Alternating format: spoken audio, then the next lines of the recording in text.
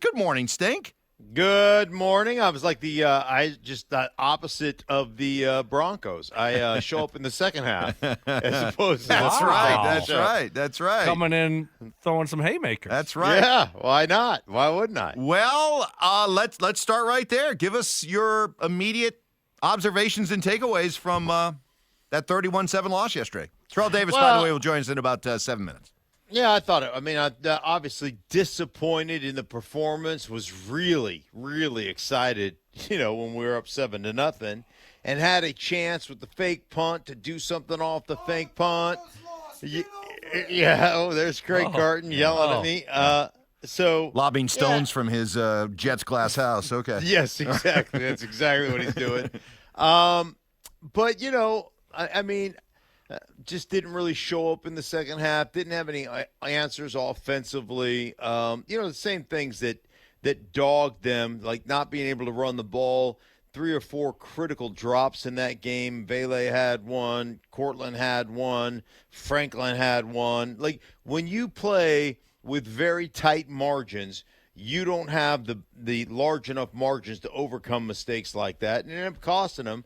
Overall, though, at the end of the day, was I disappointed? Yeah.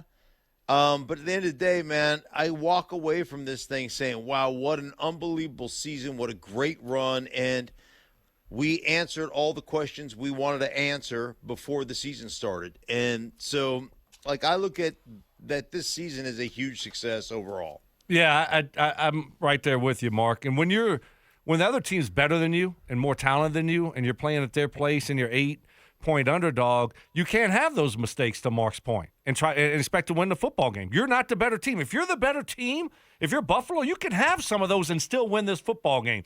Not the Broncos. They had to make every single play and capitalize on all of the Bills' mistakes, and they weren't able to do that. But overall, remarkable, unbelievable, amazing season, so much fun. And yeah, yesterday was disappointing, but when you take a step back, man, so many positives from this year. Yeah, I agree. Tons of positives. And if you want to look at the game plan, like I thought what the Broncos did in that first half defensively. Listen, you cannot continue to play defense that way and have that. Like, that attrition is going to happen to you. You're going to start giving up some big plays. You're going to start having some breakdowns when your offense isn't responding. And if I had one criticism, game planning wise, and I talked about this going into the game, Mike and Stoke, was you need to use Bo Nix as much as you can in the run game. You need to start if anybody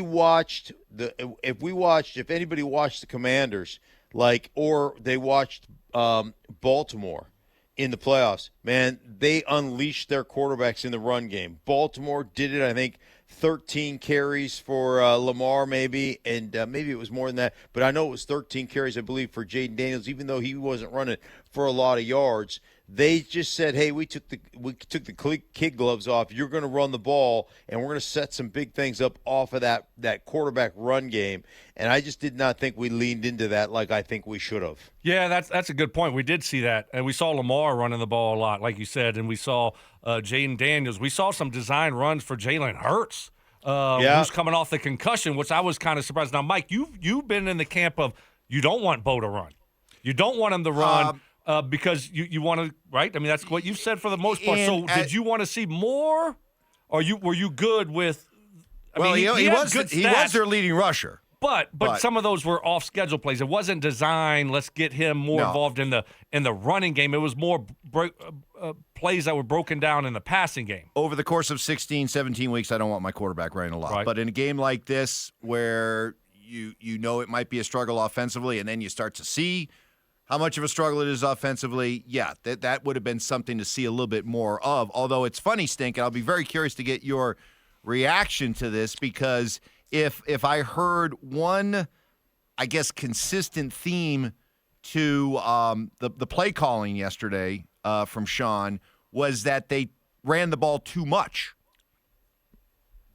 Did you feel that way, that they ran the ball too much, especially in the second half as the game was starting to get away from them, that it was a couple of possessions, the first couple of possessions in the second half where they went run, and then we're facing like 3rd and 5s and 3rd and 6s.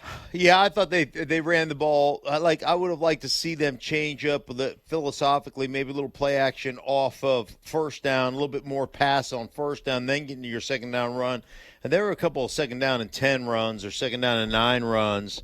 And I understand the principle or the feeling is that in second down and 8 and 9, you're going to get favorable matchups. You're going to get lighter boxes. You're going to get favorable matchups in the run game, and you want to be able to take advantage of that stuff. The problem is they just don't take advantage of it. And then get 3 yards, and now you're in a 3rd down and 7 or a 3rd down and 6. And so, it's one thing to run it in a second down and 10 situation and pop one for 7 and be in 3rd and 3. But come on, how many times have they ever popped a run for 7 yards? And then again, back to my point, the Ravens, Lamar had 15 carries. A bunch of them, probably 8 of them, 7 or 8 of them designed. Jaden Daniels had 13 carries, probably 6 or 7 of them designed. Bo Nix had 4 carries, all off of scrambles. And I thought they could have used him to take some pressure off that run game and to create some short, 3rd down and 2 kind of conversion opportunities. So those are the things that I just looked at from a game planning standpoint that I was like, man, I would have liked to see a little bit more creativity, a little bit more of him in that run game. But again, you walk away from the season and you just think, wow, what a great, what an unbelievable. Nobody would have thought that the Broncos would be playing in the playoffs and going to Buffalo and have a game where they should have been 10-10 at halftime in Buffalo. Mondays with Terrell Davis.